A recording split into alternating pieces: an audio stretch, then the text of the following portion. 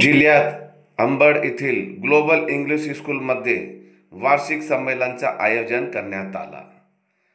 यावेळी अभिया तौफिक पठाण यांना सन्मान चिन्ह देऊन सन्मानित करण्यात आलं।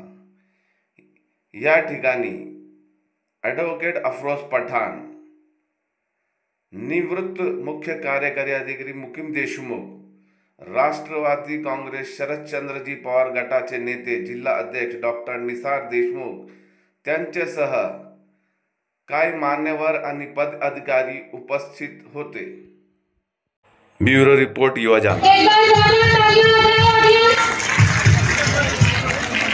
खो खो